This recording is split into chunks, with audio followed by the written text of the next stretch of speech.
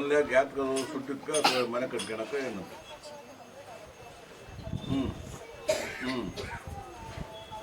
ಬರ್ತಿದ್ದ ನಾನು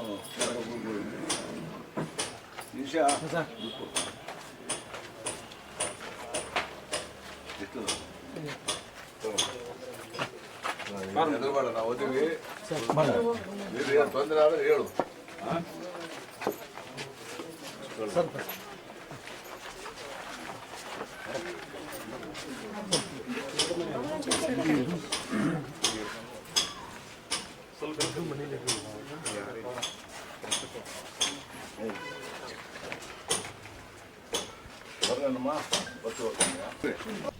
ಜಿಲ್ಲಾ ಆಡಳಿತ ಆಯಿತು ಎಲ್ಲೋ ಗೊತ್ತಿಲ್ಲ ನಮಗೆ.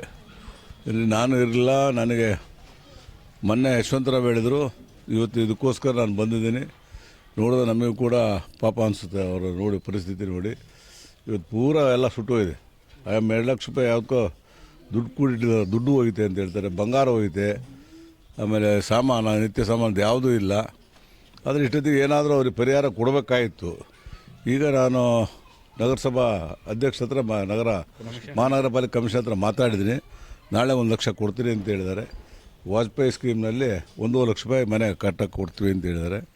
ಅದನ್ನು ಕೊಡಿಸ್ತೀನಿ. ಅದನ್ನು ಇನ್ನೇನು ಮಾಡೋಂಗಿಲ್ಲ. ನಾವು ನಮ್ಮ ಕೈಲಾದ ನಾವು ಸಹಾಯ ಮಾಡಿದ್ದೀವಿ ಅಷ್ಟೇ.